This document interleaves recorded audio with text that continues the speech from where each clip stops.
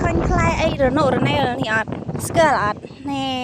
បងប្អូនអ្នកស្គាល់ពាក្យច្រើនសិតតែអ្នកស្រុកស្រែទេបាត់ស្គាល់នេះមើលហើយណែមើលផ្លែល្អណាស់អានេះតិចច្រឡំម៉ាក់ប្រេងម៉ាក់ប្រាំងណូគេហៅថាផ្លែចំបក់បងប្អូនប្រហែលជាធ្លាប់ឮបត់ចំបក់រយអីចេះណាហើយនេះហើយយើងអាចហូបបានណានេះណាអត់ពុលទេកាន់ថារសជាតិវា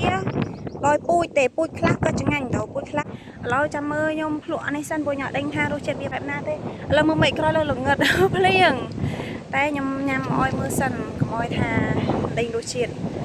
ជូតយើងមិនបាក់លៀងទេជូតទៅព្រោះដីគេទៅមឈូទេ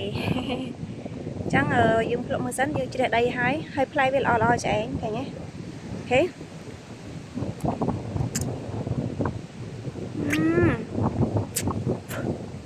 ច្បក់នេះអត់សូវឆ្ងាញ់ទេចាត់ខ្លាំងជាងផ្អែមចាត់ធ្លាក់ឆាក់ក្បាលដៀលកាត់ឆ្ងាញ់ធ្លាក់ឆាក់ក្បាលបណ្ដោយផ្អែមចាត់បុកលីជូប៉ុន្តែជាតិផ្អែមលើបន្តិចចាត់បន្តិចចំណែកជូររៀងបន្តិចដែររួមវាលាយគ្នាបណ្ដោយហើយចំណែកសាច់វាបែបចេះឯងសាញ់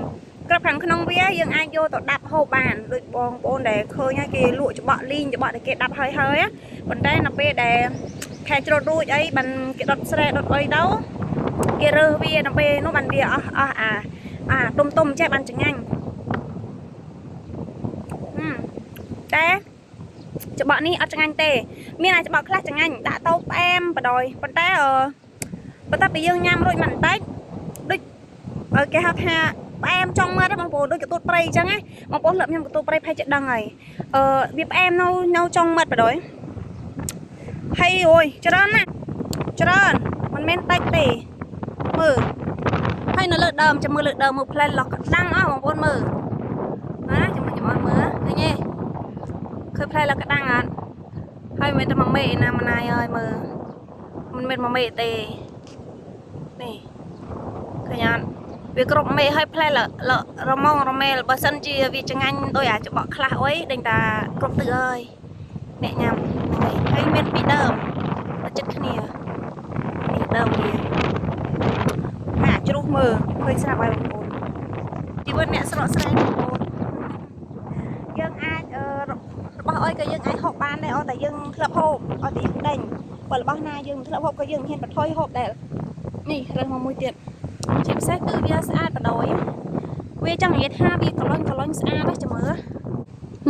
វាឡើងកលុញចេះឯងហើយថៃมันស្អាតមិនមើលតែនេះវាជាប់ហើយ